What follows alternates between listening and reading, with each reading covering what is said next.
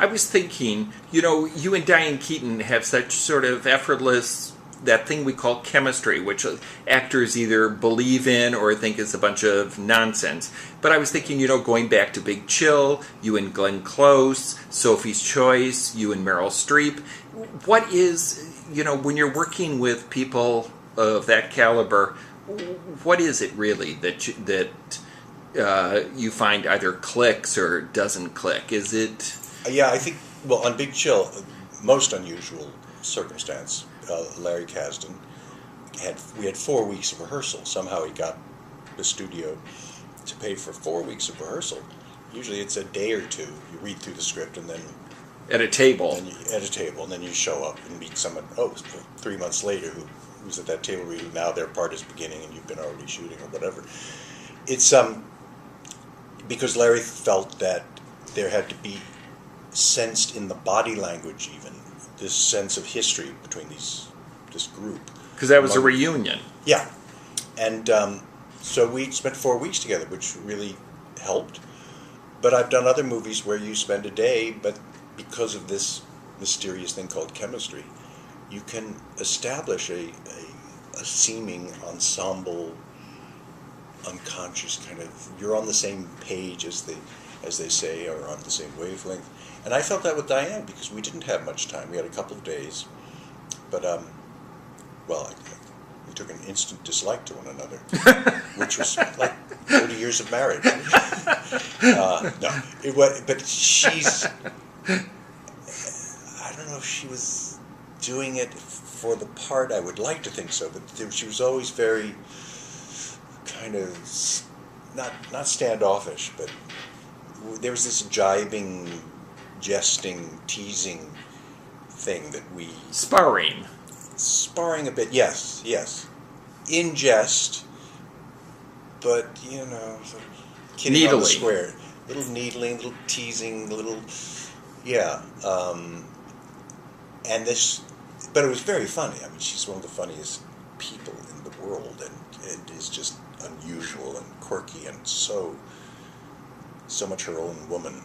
And you've never worked with her before? Never worked with her, no. Now, with Meryl Streep and Sophie's Choice, had you known her from the stage? No, I'd seen her on stage. I'd met her once at a sort of theater gathering of actors, briefly. But there again, we had... Rehearsal? We had a rehearsal period. But we didn't really rehearse. We just sort of talked.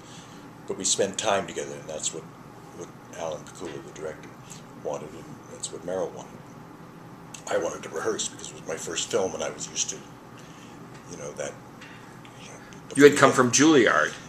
Well, I'd come from Juilliard and about 10 years of working in the theater exclusively, but no film. So I was used to the rehearsal process. So we never really had that.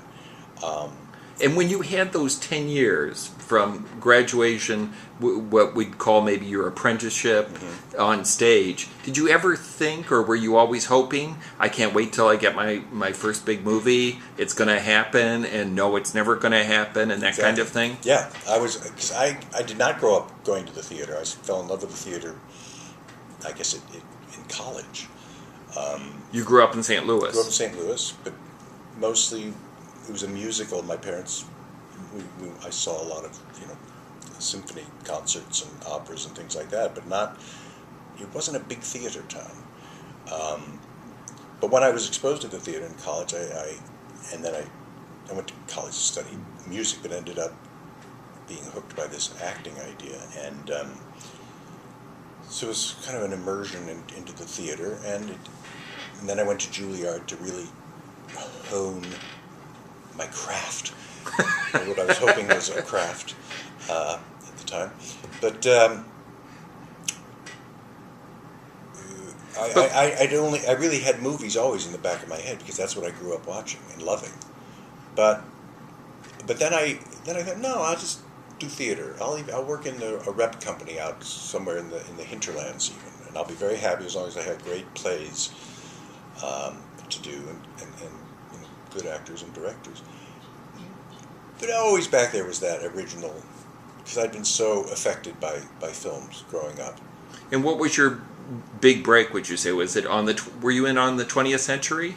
Yes, That was a musical. It was a musical, which I did sort of against my first instinct. I turned it down actually, and then I was sort of convinced to look at it again and to do it. And the part grew in rehearsals to a very funny part. On the page, there wasn't much there, and that sort of established my name in the theater community here. And that was one reason you liked rehearsals. You could Well, develop something. Yeah, yeah, exactly. It's. But then Alan Pakula, I was blessed with Sophie's Choice because he said, think of each day that we're shooting this scene or that scene or a couple of scenes as a rehearsal, and in rehearsal you explore. And so he gave me the freedom to try things a bunch of different ways, to be surprise myself. And especially for that character, he had to be surprising and unpredictable. So there was a freedom that he gave me as a first-time film actor that was, you know. And where did Big Chill come then? Was that It was next. That was the next movie.